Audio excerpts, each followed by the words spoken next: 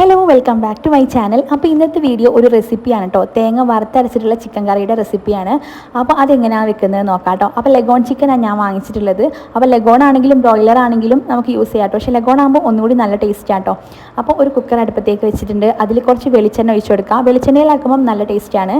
അപ്പോൾ വെളിച്ചെണ്ണ തന്നെ യൂസ് ചെയ്യാൻ നോക്കാം. പിന്നെ കുറച്ച് ഉലുവയും അതുപോലെ തന്നെ ഇഞ്ചി വെളുത്തുള്ളി ചതച്ചതും ഇട്ട് കൊടുക്കാം.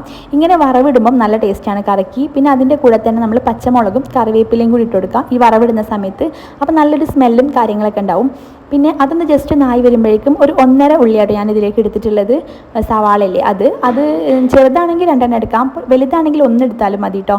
പിന്നെ തക്കാളി ഇട്ട് കൊടുത്തിട്ടുണ്ട്. തക്കാളി ഒരു 3 വലിയ സൈസുള്ള തക്കാളിയായിട്ട് ഇട്ടിട്ടുള്ളത് കറിക്ക് നല്ലൊരു പുളിയൊക്കെ കിട്ടാൻ വേണ്ടിയിട്ട്. അങ്ങനെ തക്കാളി ഉള്ളിയും ഒന്ന് വാടി വരാൻ വേണ്ടിയിട്ട് കുറച്ച് ഉപ്പും കൂടി ഇട്ട് കൊടുത്തിട്ടുണ്ട്. നല്ലപോലെ ഒന്ന് ഉടഞ്ഞു വന്നിട്ടുണ്ടെങ്കിൽ അതിലേക്ക് മസാലപ്പൊടികൾ ഇട്ട് കൊടുക്കാം. 2 ടേബിൾ സ്പൂൺ മുളക് പൊടിയും പിന്നെ ഒരു 1.5 ടേബിൾ സ്പൂൺ മല്ലിപ്പൊടി ഇട്ട് കൊടുത്തിട്ടുണ്ട്. പിന്നെ ആവശ്യത്തിന് മഞ്ഞൾപ്പൊടി, ഒരു 3/4 ടീസ്പൂൺ മഞ്ഞൾപ്പൊടി, പിന്നെ ഗരം മസാല, പെരിഞ്ജീരകപ്പൊടി, കുരുമുളക് പൊടി, അതൊക്കെ നിങ്ങളുടെ ഇഷ്ടത്തിന് ആവശ്യത്തിന് ഫ്ലേവർ അനുസരിച്ച് ഇട്ട് കൊടുക്കാം. പിന്നെ കുറച്ച് നല്ല ജീരകം ഇട്ട് കൊടുക്കാം, അത് സ്കിപ്പ് ചെയ്യരുത്. ഒരു 1/4 ടീസ്പൂൺ നല്ല ജീരകം ഇട്ട് കൊടുക്കാം. എന്നിട്ട് നല്ലപോലെ ഒന്ന് മിക്സ് ചെയ്തിട്ട് ആ മസാലയുടെ ഒരു പച്ചച്ചോവൊക്കെ മാറി വരുന്നവരെ ഒന്ന് മിക്സ് ചെയ്ത് കൊടുക്കാം. അതിനുശേഷം അതിലേക്ക് നമുക്ക് വെള്ളം ചേർത്ത് കൊടുക്കാം കേട്ടോ. ഇനി വെള്ളം ചേർത്തിട്ട് ഇതൊന്ന് വെന്ത് വരണം. നല്ലപോലെ ഒന്ന് തിളച്ച് വരുന്ന സമയത്ത് നമുക്ക് ചിക്കൻ ഇട്ട് കൊടുക്കാം കേട്ടോ. നല്ല കഴുകി വൃത്തിയാക്കി വെച്ച ചിക്കൻ അതിലേക്ക് ഇട്ട് കൊടുക്കാം. ഇനിയിപ്പോൾ ലെഗോൺ ആണെങ്കിൽ ബ്രോയിലർ ആണെങ്കിൽ നമ്മൾ 1-2 വിസിലടിച്ചാൽ തന്നെ അത് വെന്ത് കിട്ടും. അതിനുശേഷം നമുക്ക് അതിലേക്ക് അരപ്പ് ഒഴിച്ച് കൊടുക്കാം കേട്ടോ. ഇതിപ്പോൾ ലെഗോൺ ആയതുകൊണ്ട് അത്യാവശ്യം നല്ല വേവാണ്. അപ്പോൾ ഞാനിപ്പോൾ എൻ്റെ ഒരു കുക്കറിൽ ഒരു 10 വിസിലെങ്ങാനും അടുപ്പിച്ചിട്ടുണ്ടാവും. അതിനിപ്പോൾ ഓരോരുത്തരുടെ കുക്കറിൻ്റെ അനുസരിച്ചിട്ടിരിക്കും കേട്ടോ. ചില കുക്കർ പെട്ടെന്ന് ആയി കിട്ടും, 5 വിസിലൊക്കെ ആകുമ്പോഴേക്കും ആയി കിട്ടും. പക്ഷേ എൻ്റെ കുക്കറിൽ ഒരു 10 വിസിൽ അടുപ്പിച്ചിട്ടുണ്ട്. എന്നിട്ടാട്ടോ എനിക്ക് ചിക്കൻ വെന്ത് കിട്ടിയത്. അപ്പോൾ ചിക്കൻ അവിടെ വേവാൻ വെച്ച സമയം കൊണ്ട് തന്നെ ഞാൻ വേഗം തേങ്ങ ഒന്ന് വറുത്തെടുക്കാൻ വേണ്ടി പോവാണ്. അപ്പോൾ ഇതിപ്പം ഒരു 1.5 മുറി തേങ്ങ ഉണ്ട്. പിന്നെ അത്യാവശ്യത്തിന് ചെറിയുള്ളി, പിന്നെ ഒരു 2 കഷ്ണം കറാമ്പുവട്ടയും ഗ്രാമ്പും, ഒരു 2 ഏലക്കായും, വളരെ കുഞ്ഞത് കേട്ടോ. നമ്മൾ കൂടുതൽ ചേർത്ത് കൊടുത്തിട്ടുണ്ടെങ്കിൽ നമ്മൾ അരച്ചെടുക്കണമെന്നില്ലേ, അപ്പോൾ നല്ല പോലെ അതിൻ്റെ ഒരു ഫ്ലേവർ കുത്തൽ വരും.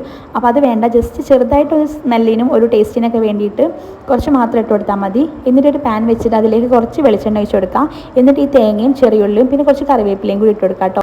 പിന്നെ പെരിഞ്ജീരകം ഉണ്ടെങ്കിൽ ഈ സമയത്ത് ഇട്ട് കൊടുക്കുക. അതിൻ്റെ കയ്യിൽ പൊടിയായിരുന്നിട്ടുള്ളത്, അതുകൊണ്ട് ഞാനത് മസാല ഇട്ട് കൊടുക്കുന്ന സമയത്ത് ഇട്ട് കൊടുത്തിട്ടുണ്ട് കറിയിലേക്ക് തന്നെ. ഇനിയിപ്പോൾ ഇതാ തേങ്ങ ഇതുപോലെ ഒന്ന് വറുത്തെടുത്താൽ മതി. നമ്മൾ സാമ്പാറിനൊന്ന് വറക്കണ പോലെ ഒരുപാട് വറുത്ത് കളർ മാറുന്ന രീതിയിലൊന്ന് വറക്കേണ്ട, ഇതുപോലെ റെഡിയാക്കിയാൽ മതി. ഇനിയിപ്പോൾ ഇതൊരു മിക്സിയുടെ ജാറിലേക്ക് മാറ്റിയിട്ട് നല്ലപോലെ ഒന്ന് അരച്ചെടുക്കാം. അപ്പോൾ ഞാൻ കുറച്ച് വെള്ളം ചേർത്തിട്ട് നല്ലപോലെ ഒന്ന് അരച്ചെടുത്തിട്ടുണ്ട്. മൊത്തത്തിലിട്ട് അരച്ചെടുക്കാം കേട്ടോ. ചെറിയുള്ളൊന്നും സെപ്പറേറ്റ് ചെയ്യേണ്ട ആവശ്യമൊന്നുമില്ല. നല്ലപോലെ ഒന്ന് അരച്ചെടുക്കാം.